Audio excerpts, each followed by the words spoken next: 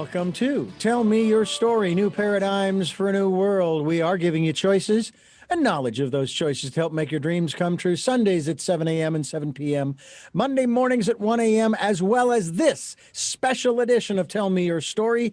And we hope that you will also listen live at richarddugan.com. There's a link there for you to click on, and boom, it takes you to the player, and you're listening to the program. But we also have podcasts. They are on SoundCloud, iTunes, TuneIn Radio, Spotify, Stitcher, Player FM, Blueberry, and other locations. Number one, too numerous to mention. And number two, that you folks are reposting our interviews too. Thanks for doing that. I really do appreciate that. We also are on YouTube. You can watch these videos. We will also have our guest's name and, of course, their website up on the screen so that you can go to their website and find out more about the work that they are doing and how they are working to make this a better place. And I've always said this. I will always say this. That does not mean that this is a horrible place and we need to get the heck out of here. No.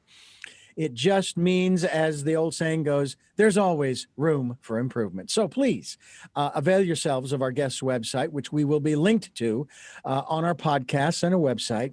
We also encourage you, if you're able to do so financially, to support us. If you like the work that we are doing and you want to be a part of it, we would gratefully appreciate any support you can send us. That's why we have a PayPal account for your security as well as ours. And then we ask you to spend time during this decade of perfect vision, the 2020s. Go within, spend time listening to that still small voice and also finding that calm, peaceful, quiet place where you can re-energize, rejuvenate, and get guidance and direction for maybe the rest of your day or just answers to your own personal individual questions. I think it's wonderful when people want to say, you know, I get this impression that, and they're trying to tell you something about you. I view that more as all they're going to do is give you confirmation about what you already know, again, by spending that time going within. So take the time to do that. Our special edition of Tell Me Your Story today takes us to a guest that we have had on before, going back to 2019. But also it turns out that he and I go back a whole lot more years than that, going back apparently to the 1980s, if you can believe that, which is 30, almost 40, well, probably almost 40 years ago. I was in my 20s and I'm now 60, and that's fine with me. I'm actually loving this period in my life, as I have pretty much the entire period of my life. And we're going to be talking with Stephen Post. He has written a book that we want to share with you so that you can, again, keep moving forward in your life and find the help that you are looking for. God and Love on Route 80, the hidden mystery of human connectedness. And, you know, most people know the author. You may have heard of him before, absolutely, as a contributor to the study of medical humanities, positive psychology. I'll be talking with him about pronunciation of words and getting my tongue out in front of my eye teeth there. Research on altruism and love, clinical bioethics. Now, there's a big subject. And the care of deeply forgetful people, the care of deeply forgetful people. But there is a spiritual side to him that has been, pardon me, animated from the start. And we're going to talk about that as well. And I want to welcome you to our program again. Stephen, it's great to have you back talking about God and love on Route 80. Thank you, Richard. It's great to be with you. You got great energy, young man. Well, thank you. I've told this many times. My great grandmother on my mother's side lived to be 100, and I used to say in the 90s when she was in her mid 90s that I was going to outlive her. And every year goes by at every family reunion, I'd say, and she's making it really hard. Not that I wanted her to go anytime soon, but now I've got another 40 years, another lifetime to go, and I got to keep this energy up. So thank you very much. Now, first of all, we had you on a program a couple of years ago. Well, actually, yeah, it's now a couple of years ago, talking again about God and love and this whole aspect of really looking for that connectivity that has always been there, but we have sort of ignored. It hasn't disappeared. It's always been there, but our attentions have been diverted. Would you say that one of the campaigns we've been pushing, again, it was 2020, the year of perfect vision. Now it's the decade of perfect vision, is a good place not only to start, but to recognize our, shall we say, connectivity to one another. Yeah, very much so. And the visual metaphor is appropriate because we have to notice it. We have to be noticers, 2020 noticers. We have to see the kind of wonderful connections that this power of connectivity and love brings into our lives, moments when things seem so uncanny and so improbable that we really feel that we are cherished by a loving higher being in this universe. And it's a special moment. It's inspiring. It's uplifting. I think that one of the sad things going into 2020, but also one of the happy things, if you will, or uplifting things coming out of 2020 is that more people began to recognize this, that they needed to go within, that in spite of this, and I loved the slogan that came out of the year 2020, we're alone together. Mm-hmm. And there is some real truth to that. We come into this world as infants alone. Okay, there are a few that came in together with a twin or a triplet or quadruplets or quintuplets or what have you, but for the most part, we come out solo. When we leave this world, we leave solo. Okay. But sometimes there are people around us in both instances who help us to make that transition either way. But it is still a solo journey, isn't it? And I know that has a lot of people very fearful. And I'm wondering, from your perspective, not that we want to dive into death and dying and those kinds of things, but these kinds of transitions that we're talking about are really, I think they really show us that in spite of these solo experiences at the front and back end of our human mortal lives, that there are people that are there to connect with us as we enter and leave. And that is a real important aspect of acknowledging that we are connected and that because of the impact that we have on one another, right? Absolutely. A lot of people live under the myth that we are just separate entirely. We're individualistically going through our own endeavors, and we're not really interconnected or interdependent. But when you really think about those moments, when you mention you come into this world, you're solo, but you're completely dependent, right? For quite a long time. So we come into this world totally interdependent. And then, maybe we can be fairly self-reliant, a la Emerson and Thoreau, for many periods of our lives. But if we fall ill, if we have an accident, we become dependent and sometimes totally dependent. And then certainly toward the end of life, when your ambulation begins to fade and it's a little harder to get up and down those stairs, you're looking toward dependence once again. So if we really look at it honestly, we're a lot more interdependent and vulnerable than we are independent and just sailing through on our own steam. And so this period, if anything, has taught an awful lot of people that we're more interdependent than we know. Well, that is one of the terms that are or concepts that I have been elucidating on this program. I use the analogy of the trillions of cells in our bodies. And I ask the question, I use the term, under what form of government do the cells, the subatomic particles, etc., operate? And you can list all the ones that we are familiar with here in the material world. But the one that I always come up with is the one that you just talked about. Because if it were a democratic form of government under which our subatomic particles functioned, our bodies would cease to exist because every cell would want to do its own thing.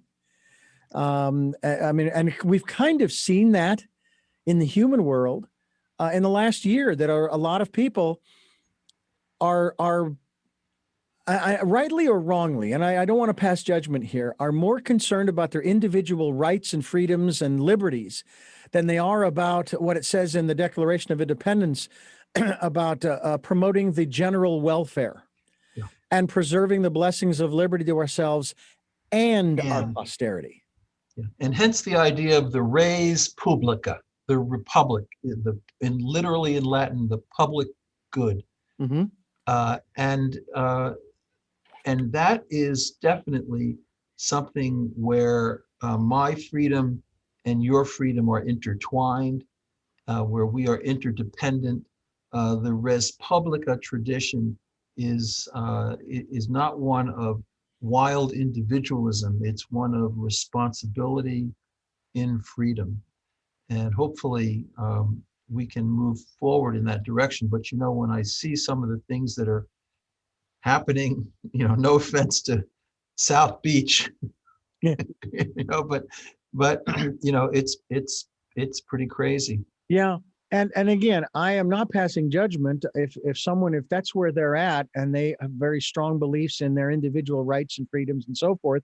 You know, I'm not here to argue that. I'm just asking, how do you balance that between what I've said earlier or quoted from the Declaration and those particular positions that you take? If you have children or you know of children in your neighborhood or what have you, you were a child once too, and we're supposed to protect them because they're going to be as the phrase goes, they are our future. They're our future leaders and so on and so forth. Well, then, you know, shouldn't we be taking the care and welfare of ourselves? The first rule of survival is take care of number one. Otherwise, you can't take care of 2, 3, 4, and 5. I grew up in a family of six kids, my brother and 4 sisters. And, you know, we worked together the majority of the time, just as brothers and sisters. Yeah, we had our squabbles, but we were still a family and we did a lot of great family stuff. And the family was important. And my parents, that's what they wanted. They wanted a big family and they got it and they loved it. So that's the only reason I bring that up. This is Tell Me Your Story, New Paradigms for a New World. I'm Richard Dugan, and we are talking with Stephen Poston. He is the author of a wonderful book that you can get a copy of from his website. The book is called God and Love on Route. Is it Route or Route 80? I say Route 80, but it's okay if you say Route. Okay, well, StephenGPost.com's the website, and that's StephenGPost. Is it Stephen or Stephen? Stephen. It is Stephen. So I had it right the first time. Don't want to mess it up. You had it right. God and Love on Route 80. We'll talk more about that as we continue here on Tell Me Your Story. Just a reminder of the fact that we are here Sundays at 7 a.m. and 7 p.m., Monday mornings at 1 a.m., as well as this special edition of Tell Me Your Story. And we hope that you will go to Stephen's website as well and check out God and Love on Route 80. We are going to dive into this book, into the concepts and the philosophy. But before we do that, I want to quote someone who is rather significant. I'm really, when I first saw this, I'm going, man, you are just name dropping all over the place. But this is a quote from an individual who is involved in this book. An excessive focus on materialism and the negative of spiritual values such as love and compassion and generosity have, I believe, prevented us from realizing our potential as a human society. And while technological and scientific advancements have contributed to a better quality of life for many, the lack of attention to our inner lives, hear that? Our inner lives is reflected in the persistent and pervasive emotional troubles and the growing socioeconomic and ideological divides at the root of so many of the problems affecting us today. Who said that and where? It was in the foreword of Stephen's book, God and Love on Route 80, the Dalai Lama. First of all, how did you get the Dalai Lama to write the foreword to your book? That is pretty impressive. Well, okay, so I have a lot of interest, as you mentioned earlier, in what I call the deeply forgetful, people who are struggling with dementia. And 5 years ago, I got an invite to India, to Bangalore, where they have the National Institute for Advanced Studies in India. And I was giving a talk on consciousness and the deeply forgetful, making the claim that these individuals are part of our interconnected reality. We need to honor them. We need to show them that they have dignity, and we shouldn't write them off because somehow they're not any longer economically productive or whatever. And so I don't like the word dementia because it's so negative. It's a decline from a former mental state. I say deeply forgetful because actually it's more internal. People could be mystically experiencing, we don't know exactly what's going on with them, but they could be in various kinds of states.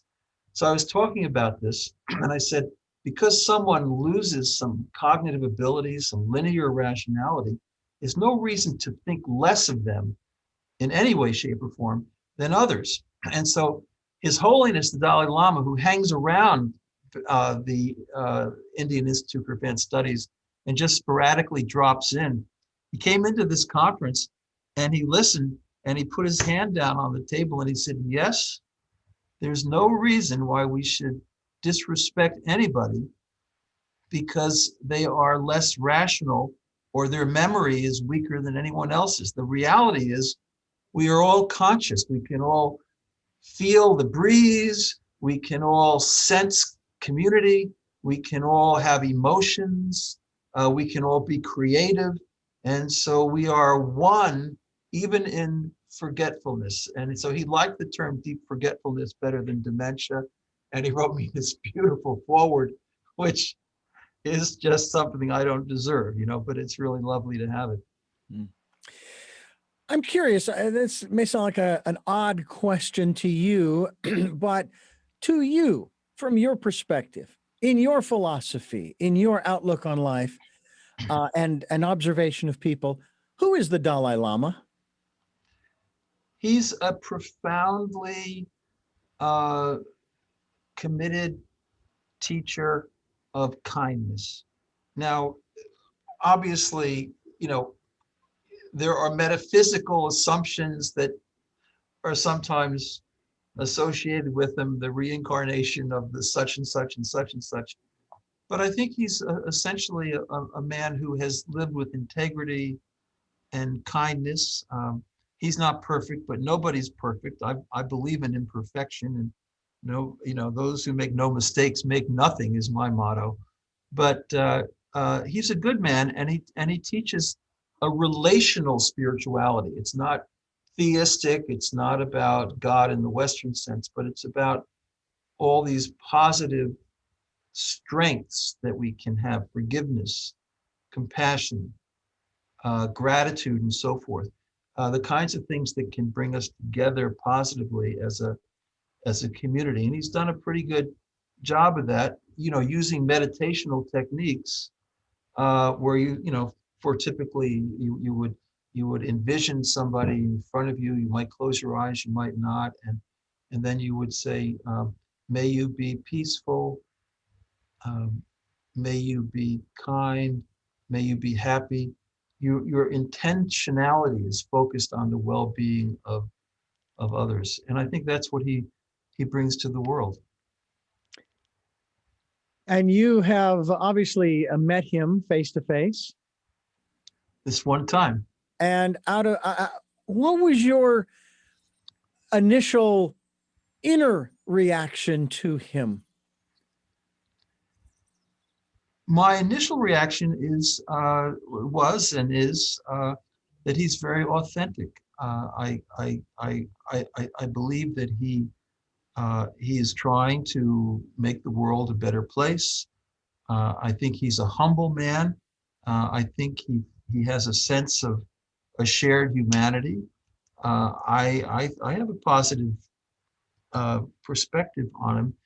He has, he also has, a very cosmic sort of Hindu Buddhist view of mind. And so we're all part of one singular mind. Mind precedes matter, that mind doesn't evolve or just derive from brain, from tissue, from cells, from material, that there's something non-material and non-physical, which is really at the beginning of the universe. So he's a mind before matter type spiritual thinker, and hence all his attention to meditation and the inner cultivation is part of that.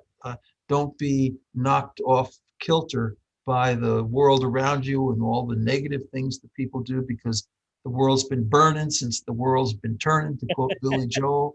It's a very uneven world, but you need to look internally. You need to have inner discipline. So I do that. I get up at 5 every morning before I come to this medical school for work, and I pray and meditate for about an hour. And I actually envision a lot of the people I'm going to see over the course of the day, because I run a program in a busy medical school. I see all kinds of people, students and faculty and patients and you name it. And I never know where people are at. They could be in very hostile, bitter, resentful places because the world isn't always nice. And so, I have to ask myself, and I do this, when I run into this person, what do they really need? Well, maybe they need a word of gratitude. They need someone to thank them for all the care they've been providing to these COVID patients over the last 10 months. They just need someone to sit down and thank them from the bottom of their heart.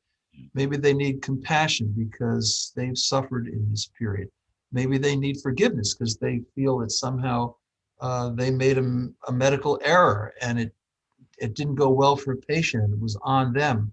So they need to realize, those who make no mistakes make nothing again, and so some people are trying to do lots of creative things, but they're not getting very far. So they need a little bit of attentive listening, and so they can get their ideas out. But I'm always asking myself, kind of dress rehearsing the day, how do I want to approach people with what strength, with what asset? And of course, sometimes, even if I do a good prayer and meditation before I come to work, which is usually about 6:30 in the morning, if the guy in front of me has the audacity to slow down at a yellow light, I am perfectly capable of falling full-chested on the horn and hopefully not yelling an expletive. But in other words, we all have pressures and stresses, but it's the inner being, it's the inner cultivation. You can do that, whatever your tradition is. That's really what's so important in making the world a better place. Stephen Post is my guest. This is a special edition of Tell Me Your Story, God and Love on Route 80. And we are very excited to have him back with us again. It's been a couple of years since our last conversation, but he and I apparently we go back quite a ways, which is really kind of nice to I guess mutually see our own personal evolution into our adulthood and our later years. I've never liked the phrase senior citizen. I've always loved, and I coined this phrase back in the 80s, of seasoned citizens. And I now consider myself among that group of people who are well seasoned by hopefully a lot of sugar along the way. And I don't mean that in a literal sense, a metaphorical sense. Very little salt, although that's a wonderful preservative for those areas of our lives that we want to hold on to, those values and mores and so forth, and even the philosophies. By the same token, it's just fascinating to have you back on the program. I want to ask you a little bit more about your philosophy in regards to the changes that you've been through. And let's even go back to the 1980s. How would you, if you can look back and sort of map out because again, the hindsight, as they say, is always 2020. Um, would you say that you have had if you were to meet you in the 1980s, how different would you be from the man you are today? Would that man of the 1980s be accepting of and respectful and understanding of where you are today? Or possibly, no, you're wrong. You got to believe this way. This is the only philosophy there is, et cetera, et cetera. I have really searched in life. Life has been a spiritual journey first and foremost for me, even in those early days in Santa Barbara, that one beautiful summer. I've always been, if you will, on Route 80. It's a journey book. It's about a dream that I had as an adolescent, and it drove me out west, and all the things that unfolded in my life. I would never say, Richard, that I, Stephen Post, made my life. That's completely arrogant, because there's so much we don't control. I've encountered a lot of people on the journey. Most of them have just been brought into my pathway unexpectedly. And the art of life for me, and there I have been successful, has been responding well to all the surprises that have come my way.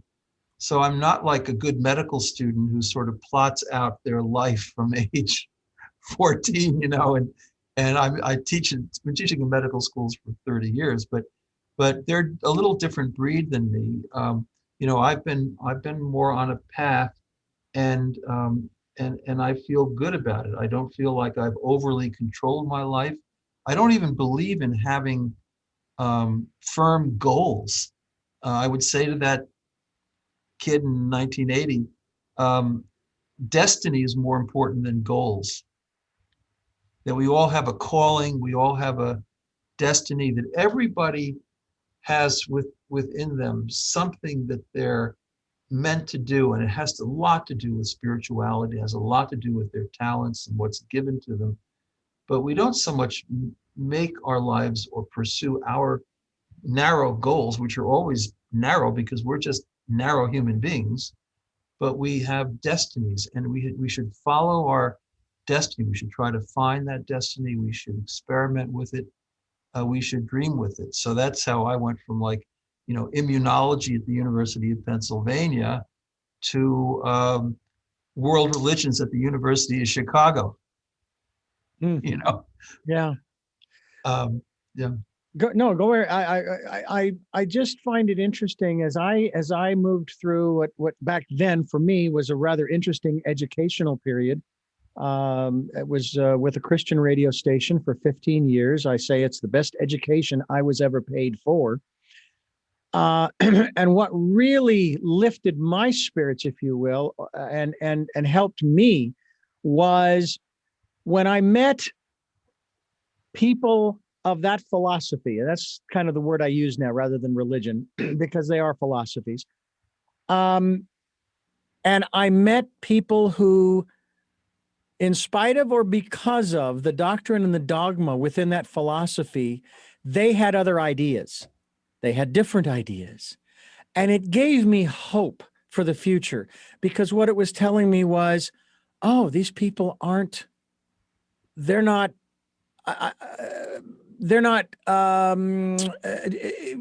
trapped by the trappings of that philosophy. They're willing to think outside the box or outside the 9 dots, and that just encouraged me. And I just really, I thought, wow, okay, our civilization just might make it. Yeah, that's interesting. So I consider myself, I'm a student of world religions and spiritualities, but I consider myself to be, in the most basic sense, Christian. Call it philosophical or whatever. And what that really boils down to, and I make this point in God and Love on Route 80, is that, even when I was in Santa Barbara as a kid, there were all kinds of different religious groups down there on Main Street, especially when you got on the other side of the tracks. There were restaurants of all kinds. Oh yeah. I always maintained my sense in the of the reality of the atonement, that somehow or another, in a way that I don't understand and I can't put words to it, that Jesus Christ was asked to give his life to cover all the incredible sins of human beings, which are just over the top, it seems, and we couldn't atone for ourselves, and so it makes sense to me that would be the case. So I believe to this day in the atonement, and I keep my Bibles around. Hmm. I go to a little Presbyterian church in Port Jefferson, Long Island, on the waterfront. But on the other hand, I'm not pushing doctrine because I just don't. I don't need to. I'm secure. I'm peaceful in my basic Christianity, and that gets me pretty far. Well, and I'd also tell you too that it wouldn't really help your cause of entertaining this whole connectedness by doing that, because that actually fosters the separation between us. And the only way that you're going to be connected is if you follow it the way that I tell you to follow it. And that unfortunately that causes division, and we've got enough of that in this world today. So I applaud you for that. We're talking with Stephen Post here on Tell Me Your Story, a special edition, and we hope you will stay. We hope you will stay with us as we continue talking. I want to talk about our value as human beings and even as eternal beings in light of what you just said. And want to remind our listeners, this is Tell Me Your Story, New Paradigms for a New World. We are giving you choices and knowledge of those choices to help make your dreams come true. Sundays at 7 a.m. and 7 p.m., Monday mornings at 1 a.m., and streaming live at those times at richarddugan.com. I want to ask you, in light of the atonement, in light of the philosophy that teaches the sacrifice that was made, when I was working for the Christian radio station, I used to hear lines like, "We are nothing more than lowly worms. We're just sinners, and I mean, we are lower than the dirt on the belly of a snake crawling across the ground." And I remember thinking about that, and I'm thinking, wait a minute, it doesn't make any sense, because there was this sacrifice that was made on our behalf, and so I thought about that even more, and of course the sacrifice was made, we accept the sacrifice, and now we are shining lights in God's eye. And I thought, well, but it doesn't make any sense that the sacrifice would have even been made if we were nothing more than lowly worms, if we were less than dirt. And so I've come to the conclusion, and I'd love your input on this, Stephen. We were precious and priceless before the sacrifice. And the atonement, if you will, and again, and this is in this philosophy, we're even more priceless and precious than before, but we were still precious and priceless then, pre and post. Right. Yeah. So I'm a realist about human nature. I believe in the spirituality of imperfection. I've made so many mistakes myself, but I don't believe in humiliation. I believe in humility. Humiliation is to say that I'm just a worm on the floor, but that's not what the Bible teaches. There is a great dignity in being human, simply qua human. But humility is important. So what does humility mean? It's not humiliation. Humility is to say, there's a nice statement that's attributed to C.S. Lewis, and it says, humility means not to think less of myself, but to think of myself less. Ah, Okay. that's a fine So distinction too. yeah, so we shouldn't be trying to fill the room with our own hot air. We shouldn't be trying to inflate the world around us, because then you know what? We can't love anybody, Yeah. right? It's just about me, myself, and I. And so we're pumping ourselves, and the stress, the strain is that we have to live up to that inflated image, which is not a true image. Yeah. It's a lie anyway, but we have to figure out ways to try to live up to it, which takes a lot of time and a lot of energy and wastes our talents. And so humility is what God expects of us, not humiliation. Yeah. And so I think that's a really important distinction. And many young people, the idea of humiliation is very unimpressive for them, and it should be.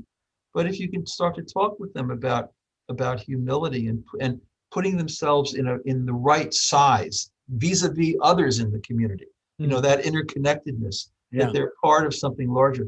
That's where we need to go. So I believe that Christianity teaches humility, not humiliation. I don't think God wants us to be groveling on the dirt. And I think we still, though, need a whole heck of a lot of atonement. One of the things that I find interesting, Stephen, is that um, in a words search or study that I did when I was kind of contemplating this whole aspect, it says in the New Testament, in one of the Gospels, it says, "Be perfect, even as your Father in heaven is perfect." Now, I thought, oh, what the heck does that mean? Be perfect, even as your Father and He created us. God created us. I mean, as far as I know, I didn't create myself. And so I just began pondering that. And based upon what I knew of what I'd read in the Bible, both old and new, I came to the conclusion that the definition of that word perfection has nothing to do with duality, nothing to do with right or wrong, sin or saint, good or bad. Because when you think about God, God is none of those things. God is not duality. And so it finally hit me. And this kind of goes to what you're talking about. And again, this is done in a very humble way. This is not done in an egotistical way. Being perfect, as it says, I want to say in Psalms, to just be. I am that I am. So to be perfect, as your Father in heaven is perfect, as God is perfect, is just to be. Be who you are.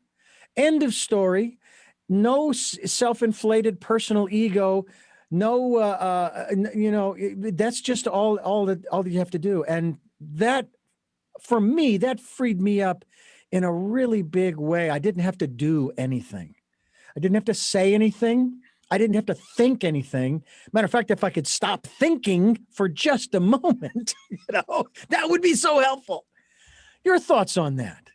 The Buddhists talk about the monkey chatter in the mind in meditation, trying to sort of let that float out to sea. Um, but so perfection. Um, to me, perfection really is very straightforward. It's in accepting the atonement. Just it's an acceptance. It's not a doing. It's an acceptance. And people don't have to rattle off long CVs to be perfect. If you think you're perfect for a minute in some less subtle sense, then guaranteed your relationships are not going to last, because you become automatically judgmental. I've been married 38 years, okay? And I consider it a tribute to my spirituality of imperfection. It's not that I take mores lightly, I don't at all.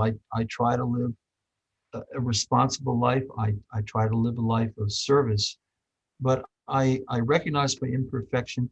I feel when I gaze internally, when I'm having a mindful moment, I feel these sometimes hostile emotions. I know that I have these resentments within me.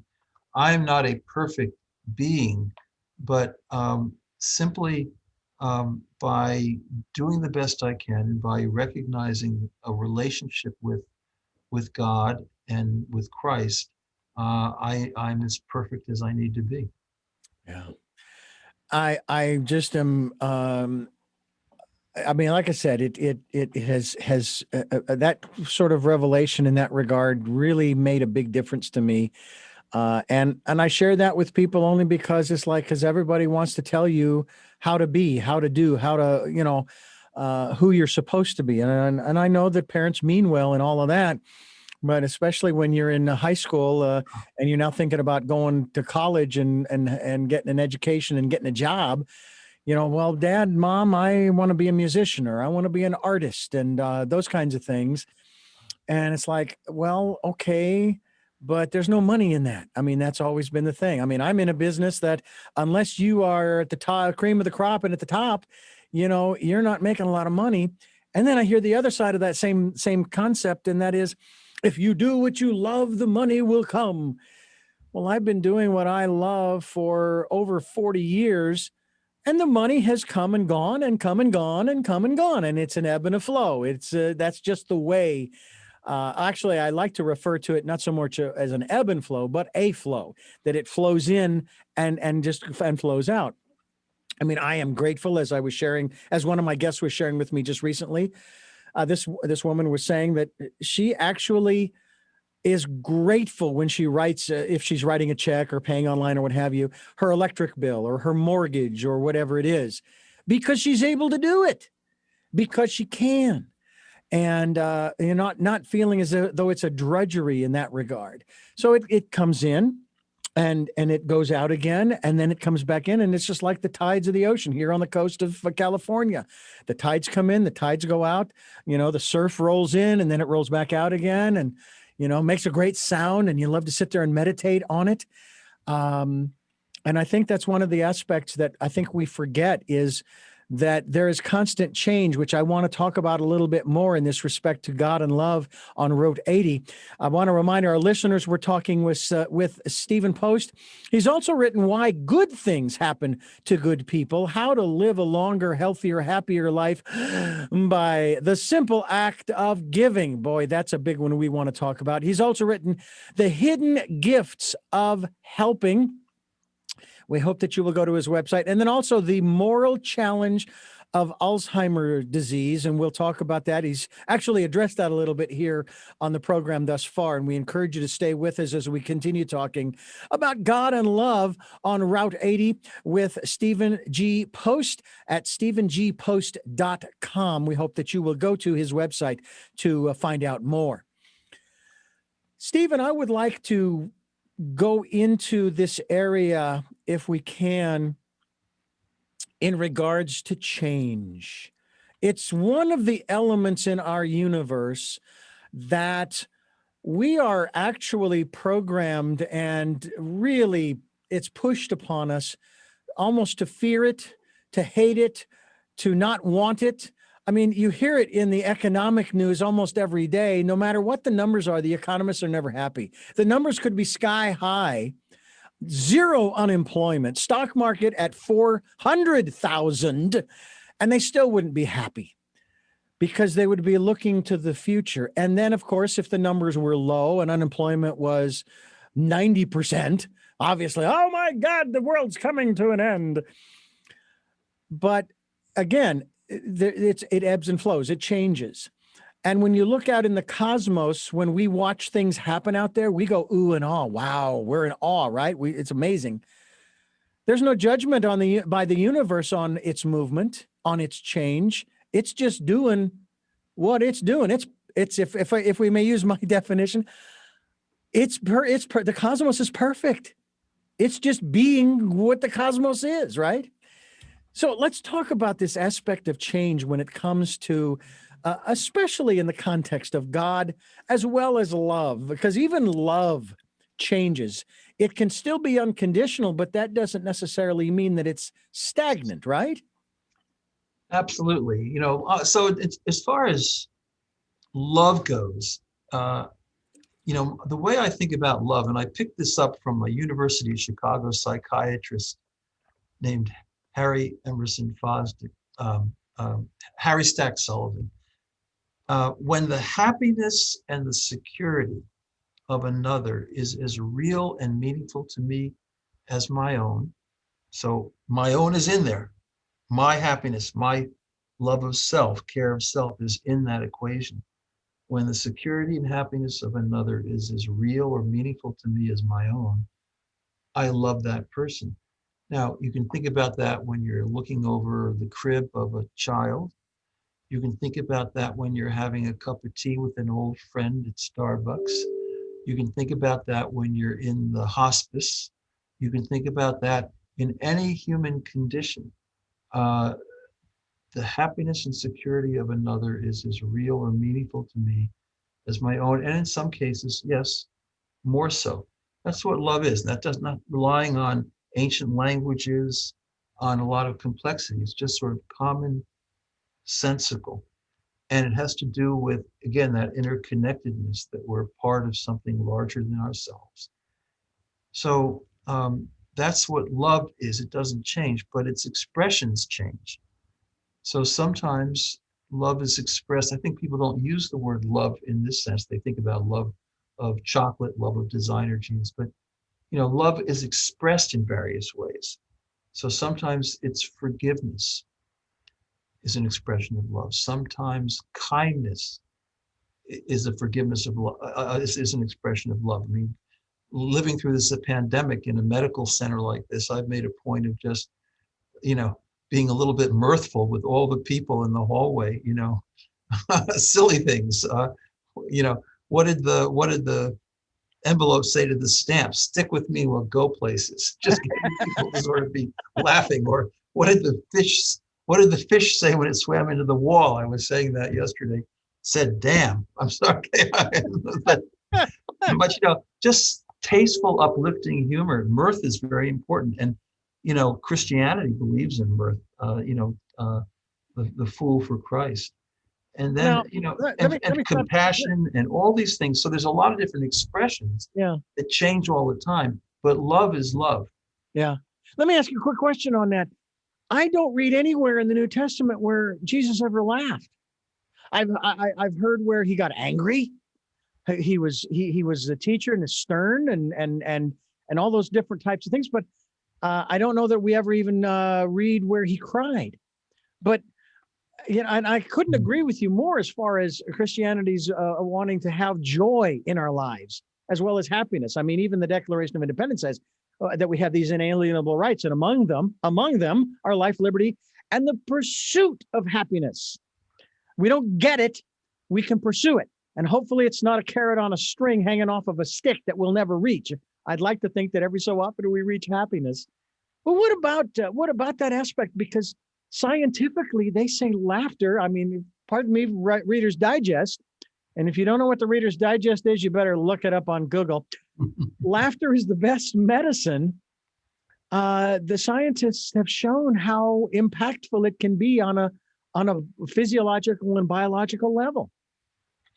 In lots of ways. Well, St. Paul said God loves a cheerful giver. Sure.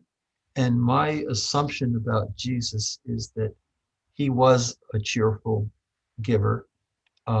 He sometimes was criticized because he would be having an evening party with people. So I think that you won't see one-liners, which what did the Zen Buddhists say to the hot dog vendor? Make me one with everything. But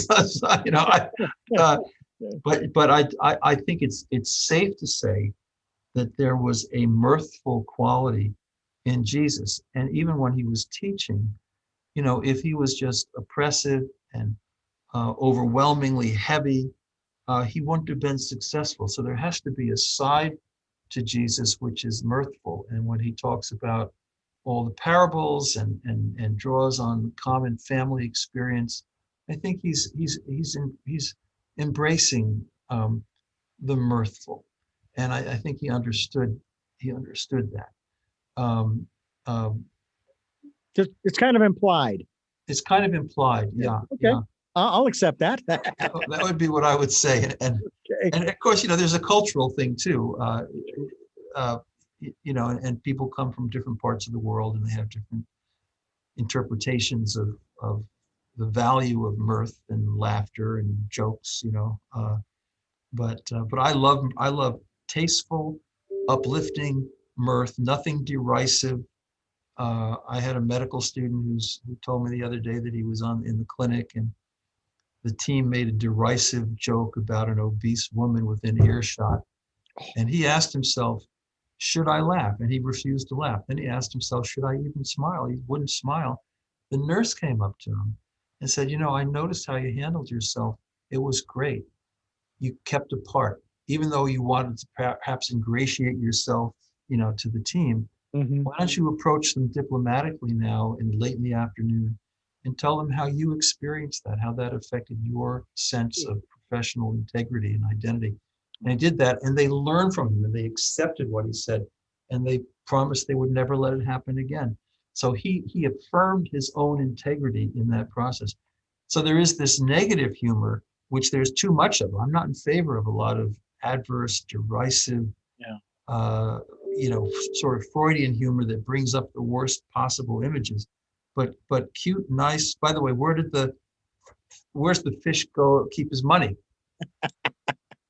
In the riverbank. So I'm notorious for these things wherever I go. I've heard it said too that these also could be considered dad jokes. Yeah, they're sort of dad jokes, And people say, "Oh, I'm going to tell my little brother that." Yeah, and exactly. I kind of like that. I have to say that one of the things that I find so uplifting myself is the kind of humor that is intertwined within a story that usually you have to wait, and sometimes it's maybe a short story, but still you have to wait until almost the very end for sort of the punchline or punch paragraph, if you will, that brings it all together and it works out really well. I remember one that I was told, and I can't even remember where I heard it, and it was really funny, the series of events surrounding this particular story or joke that was quite simple, and you can elongate it in any way you want, but the gist of it is that an individual went into the military and he was in boot camp and they were training them how to fight, and everyone was handled a rifle except him. He was handled a broom. And he says, what am I supposed to do? What, clean up after the war, after the battle? I said, no. What you do is you point the handle at your enemy and you go bangity bang bang. Of course, he's thinking, you are nuts. I will be dead before I get off the first bang, because I will just be killed. I said, all right. And so they're going through this whole thing, and he says, no, give it a shot. And so he fires, bangity bang bang, and over goes the dummy, and he does it again, and he does it, and now he's going nuts because it's working. And so he says, well, yeah, but what happens if the enemy gets too close? And of course, they're standing closer to the dummy. He says, take a piece of the straw, wrap it around the end of the handle, and go stabby stab stab, kind of like the whatever they called it, the bayonet. And he said, oh well, I bangity bang bang worked, so what the heck? So he does this, and it goes into the dummy. And so they're out in battle, and he's doing this whole thing, and he's going crazy. He's knocking off the enemy left and right. And then they start getting too close. So he stab. It's working really well. And all of a sudden, there's this one that's coming at him, and he does bangity bang bang, nothing. Stab, nothing, and rolls right over him. And as he gets up and turns around to look at the enemy soldier going past him across the front lines there, he hears the guy saying, tankety tank tank, tankety tank tank. Now, aside from the military thing and war, I thought that was pretty funny. Well, the long and the short of that story is that about 3 or 4 days later, I heard that joke being told on the Tonight Show with Johnny Carson. Now, I don't take credit for it, mind you. I just thought it was a very interesting set of circumstances. Yes. That all of, wait a minute. I didn't make that joke up, but how did it get all the way to California, or I don't know if they were in New York or whatever, to the Tonight Show? I thought, wow, you talk about connectivity or connectedness. Yeah. That was rather amazing to me. It is. Hey, you talk about laughter and health. So you're on the West Coast at Mhm. USC. They have the Norman Cousins Center, which is all about laughter and health, because he wrote a book called The Anatomy of an Illness many, many years ago. It was a bestseller about his own autoimmune disease. And everybody said he was a goner. He didn't have much longer to live. And he started watching, believe it or not, the Three Stooges, the Little Rascals, and all these things sort of 24/7. And he was laughing, deep belly laughing all the time. And he started to get better. And since then, a lot of people have done biological studies of laughter. And laughter does release endorphins. It reduces stress. It releases a lot of positive biology. It turns off those parts of the brain that are associated with destructive emotions like hostility and bitterness and anger, all of which create protracted stress over time, which is very bad.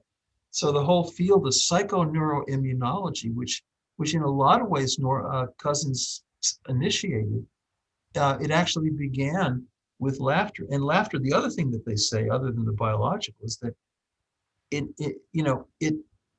reframes your perspective on things. When someone just breaks into the heaviness of the moment with the right one-liner, with the right humor, again, tastefully and appropriately, Yeah. it can completely turn things around. Yeah.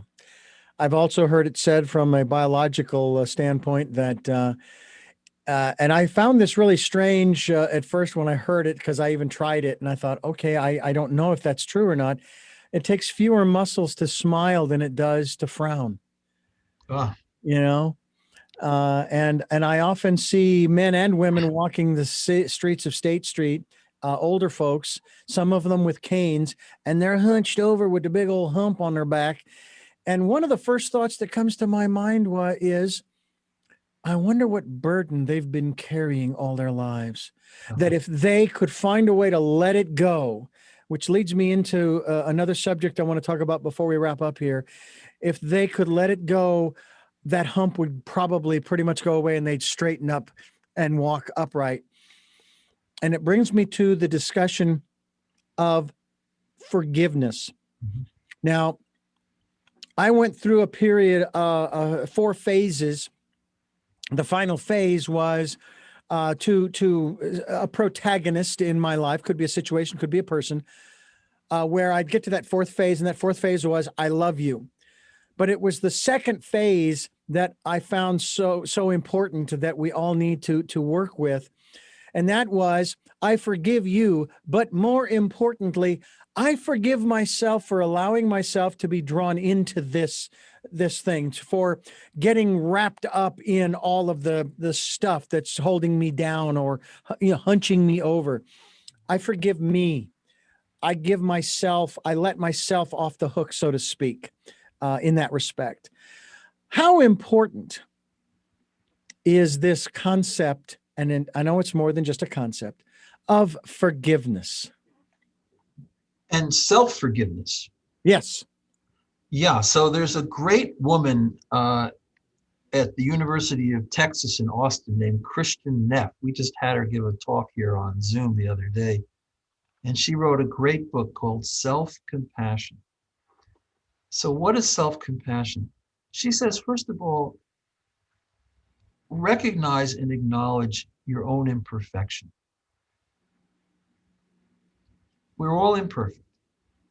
Um, if you're blaming yourself for something, um, acknowledge it, and then in a lot of ways, the best way to sort of get beyond that self-flagellation is to help others.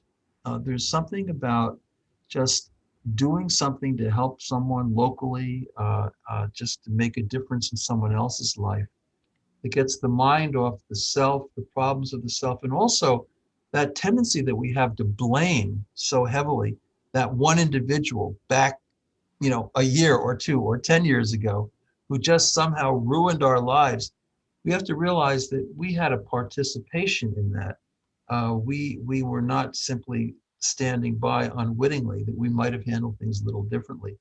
But self-compassion is unbelievably important, and that's really what self-forgiveness is linked with. It's not just the forgiveness of others, but the forgiveness of self. Now, forgiveness of self, I think, is harder than forgiving others, and that is where um, Christianity is quite interesting, because, as Hannah Arendt wrote, Christianity is the religion of forgiveness. There's a lot of forgiveness in Christianity, and the atonement, I'll go back to that, is the way in which, when we can't forgive ourselves, we know that we are forgiven.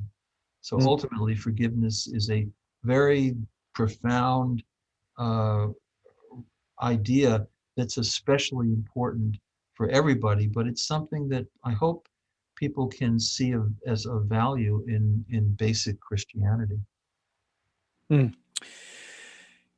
You have on your website something very interesting, and we're going to wrap up with this: the Golden Rule, Flourishing 10 Ways of Giving. And you talk about the fact that everyone wants a simple and workable philosophy of everyday life that will lead to flourishing. And you present one in your best-selling book entitled Why Good Things Happen to Good People. And first of all, you want to take care of yourself. And the second of all, you want to love your neighbor in the same way. And these golden rules, I'm just going to go down them real quickly. I'm not going to read the whole thing. Loyalty is love made visible. That's number 1. 2, celebrate. A celebration is love made visible. Helping is love made visible. Forgiveness, which you just talked about, is love made visible, as well as care. And this is carefrontation. Yeah, carefrontation. Carefrontation. That's a new word, ladies and gentlemen. Coined with M. Scott Peck, who wrote The Road Less Traveled, who was a friend of mine. I have letters with Scotty about the word carefrontation as better than confrontation. Oh, absolutely. It keeps you connected. Another great word in number 6 is mirth. We talked a little bit about that. Is love made visible? Respect, attentive listening, compassion, and creativity. Boy, you wrap all of those together. Each of these ways of love benefits others, but as a side effect, it also benefits the giver. And one of the true laws of the universe, as I like to call them, Stephen, is that if there is going to be a giver, there must be a receiver, and vice versa. We all need to learn how to receive as well as give, from a selfless, humble perspective. And the other thing, number 1 was loyalty, and loyalty and respect go hand in hand. And to me, I am loyal to people. Not for any other reason than they're fellow human beings.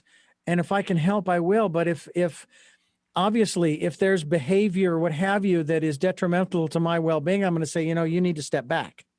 We need to put some distance between us for a while, and so forth.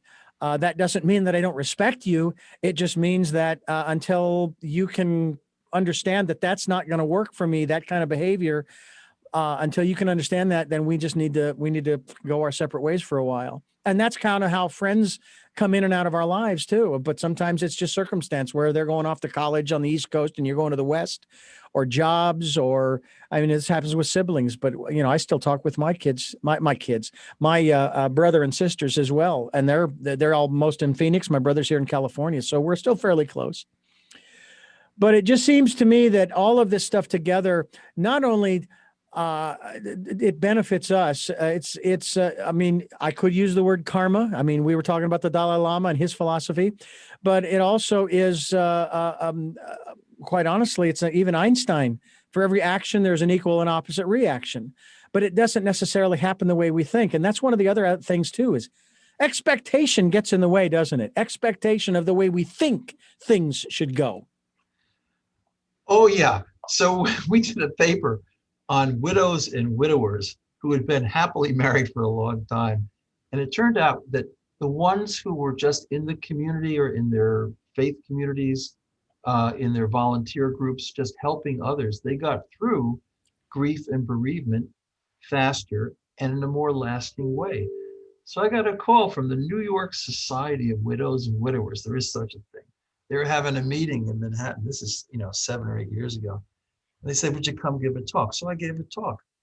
And I talked about all these internal benefits. And they're not reciprocal benefits. It's not like, tit for tat reciprocity. It's just the internal benefit in difficult times when you're dealing with loss or disappointment of helping others. It just brings you into that giver's glow, as I like to call it. The name of my next book is The Giver's Glow. And so this guy in the back of the room, it's the Marriott Hotel in the middle of Manhattan. He's frantically waving his hands. And as it's Q&A, and I look at him, I say, yes, sir. And he says, hey, I don't care what you say, buddy. I don't do nothing for nothing. So his thinking that, he's not going to be a sucker. Even if I could convince him that just being generously helpful to others and trusting that somehow this will benefit the universe, even you may not be aware of it. I call it the dandelion effect. Like when you blow a dandelion, you don't know where that stuff's going to land, but just be free, don't calculate. And this is your best way of finding resilience and happiness. Even if I could have convinced him of that scientifically, which I think I was doing, he was going to say, wait a minute, I don't do nothing for nothing. So at that point, I wasn't sure what to say. But until he changed his thinking, it was going to be a tough road. I had a boss who lived by the law of diminishing returns. To those who don't know what that is, it's don't put out any more than you expect to get back. And I just couldn't buy into that. We had a client who came in, a programmer, and he bought a 15-minute block of time. We sold block programming back then. And then he brought in, about 2 weeks after he started, he brought in this box of 5-inch reels, and I wanted to convert these into the programs that he wanted to do. And I said, sure, no problem. And of course, we were having some technical issues with the tape itself. It hadn't been stored properly, so it was kind of dry. The oil had kind of evaporated. So I had to come up with a way of oiling this tape so that it didn't squeak when it went through the guides on the reel to reel. Anyway, I went through the whole process. I managed to produce up all of these programs into the lengths that he wanted. And 2 weeks after I had finished, he canceled his program. And my boss wasn't real happy with that. Not so much with me, but just with what happened, because we'd done all this work for this guy. And my thought after he said that, and I don't think I ever shared this with him, but I share this now, and that is, yeah, maybe so. Maybe we did all this work for him and he cancels after 2 weeks for whatever reasons. It could not have been anything we did because we went out of our way for him. So he left knowing that radio station and its personnel cared about him and what he wanted to do. Whether he comes back or not, odds are he's going to make comments about this radio station and its personnel that could maybe benefit us down the road. But at least he left feeling good, and I so I have never been able to live by that philosophy. And I'm actually very glad that I didn't. Yeah. You don't want to be limited by that kind of calculation. It's nice. I wrote Why Good Things Happen to Good People. A woman wrote a review in the LA Times. And she says, so does he think that helping others and being kind to others is like going to the gym, like going to Vic Tanny's? I don't think they exist anymore. But anyway, that's like, LA Fitness. Yeah. And actually I don't. Because to me, the benefits that you might receive externally, they're a byproduct. They're not something that you're depending on. Yeah. They're a side effect. If people are grateful, fantastic.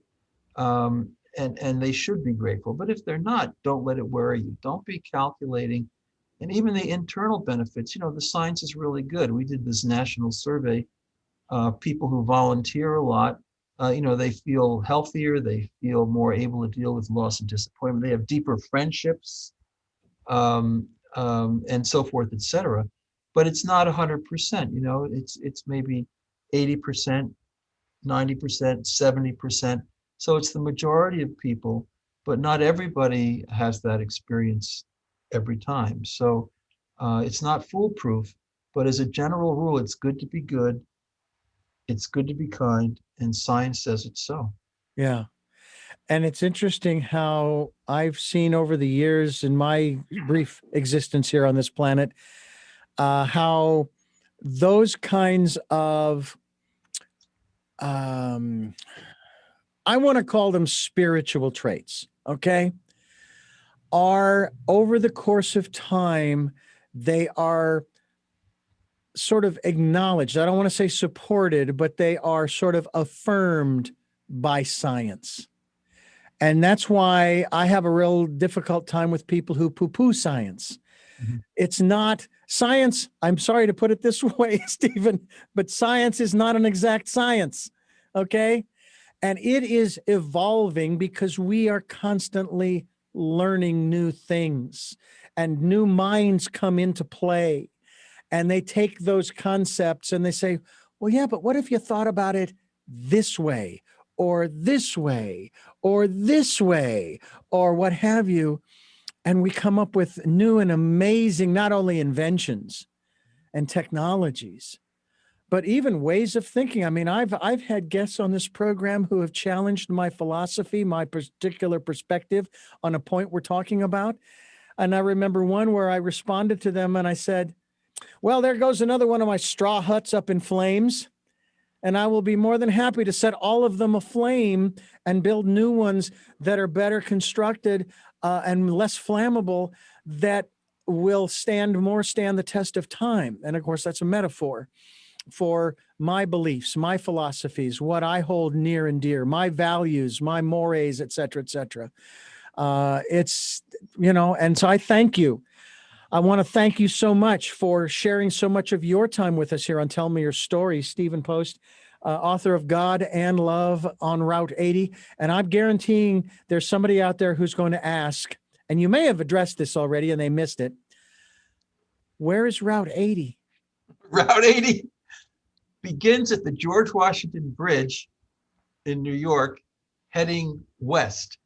And then you can pick up Route 80 east right in downtown San Francisco, because it goes actually over the Bay Bridge. And so it's one of the 4 highways that connects East Coast to West Coast.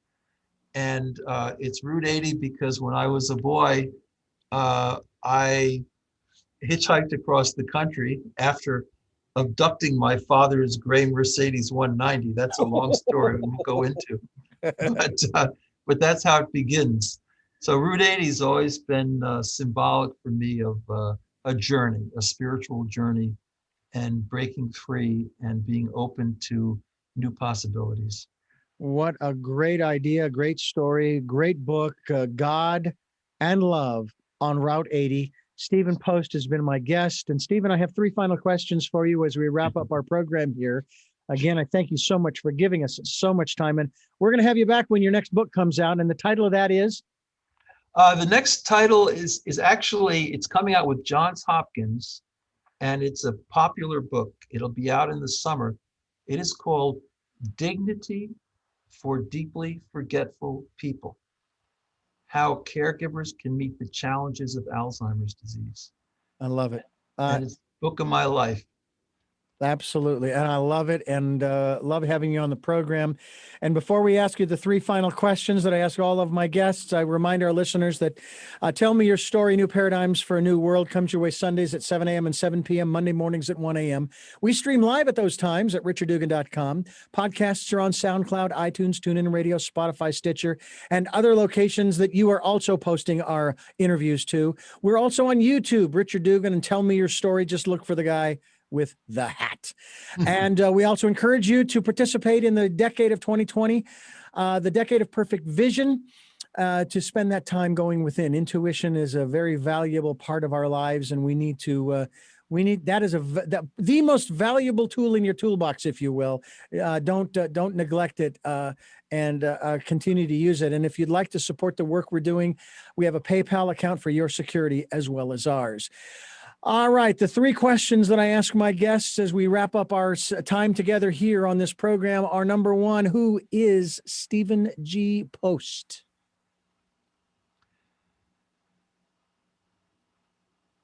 A traveler open to surprises.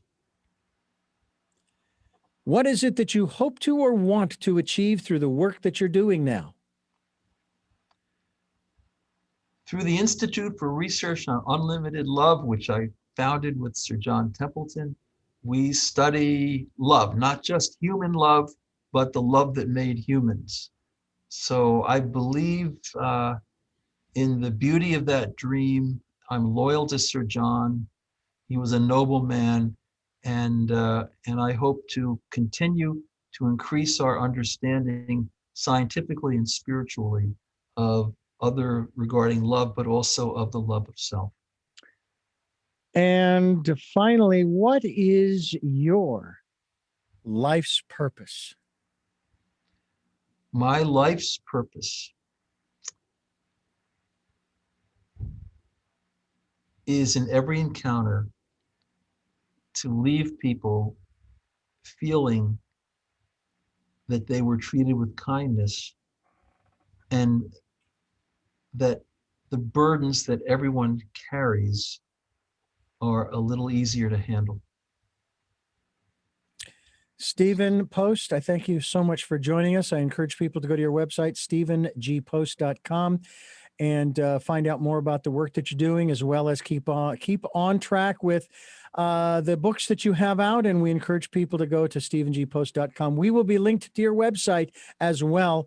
And we will be posting these interviews, both the audio and the video, to the respective websites so people can continue and listen in. And again, we thank you so much for joining us on the program today.